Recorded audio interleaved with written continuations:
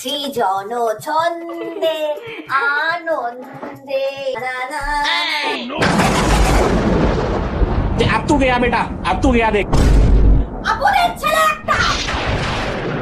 তুই দেখতে পাচ্ছিস দিব্য দৃষ্টি দিয়ে যে আমি ঘর মুছছি অমনি তুই এরকম ভাবে দুটো পায়ের ছাপ দিয়ে চলে গেলি তুই কি লক্ষ্মী ঠাকুর মনে করছিস যে তোর পাটাকে নিয়ে শুভ মনে করবো কুলাঙ্গার সন্তান হয়ে জন্মেছিস দেখ যেমন বাপ তেমন বেটা হারামজাদা বাপের কুলাঙ্গার সন্তান বারবার বললাম তুই দেখে চল রাস্তা দিয়ে যাচ্ছে তা না অন্ধ কানার মতো এরম করতে করতে আমার ঘর মোছা খুব একটা জায়গার উপর দিয়ে তুই চলে গেলি লাইফটা পুরো বৃথা হয়ে গেল জন্মের আগে থেকে তুই আমাকে জ্বালাচ্ছিস যখন থেকে জন্মাসনি তবে থেকে পায়খানা বমি কষ্ট কিছু খেতে পেতাম না 10 মাস আগে তারপর যেই জন্মালি তারপর থেকে আমাকে জীবন জ্বালিয়ে দিলি স্কুলে একে ফেরাচ্ছে ওকে মারছে তাকে ধরছে এখন বয়স হয়েছে আর তোমরা বুড়ো হয়েছো একটু তাকিয়ে চলো মেয়েদের দিকে তো ভালোই তাকাও তাহলে এদিকে কেন তাকিয়ে চলতে পারছো না তুমি পুরো ঘরটা নোংরা হয়ে দেখে এখানে পাইপ জাম করেছে এবারে আমি কি করে পরিষ্কার করব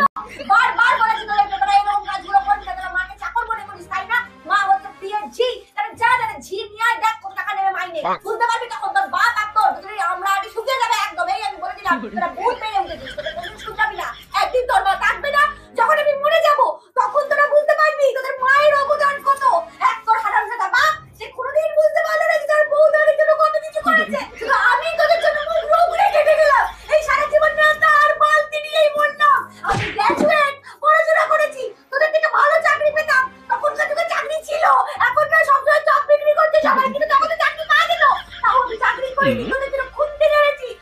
মানুষ করেছি আর তোদের অপকর্ম তৈরি করবো বুঝতে উঠতে পারিনি আমি বুঝতে পারিনি হ্যাঁ মা তো এন্টারটেইনমেন্ট তোমার এন্টারটেইনমেন্ট তুমি চেয়ারে বসে বসে চিপস খাবে আর মা এখানে বসে বসে গজগজ করবে মায়ের কষ্ট তোমরা বুঝবে না আপন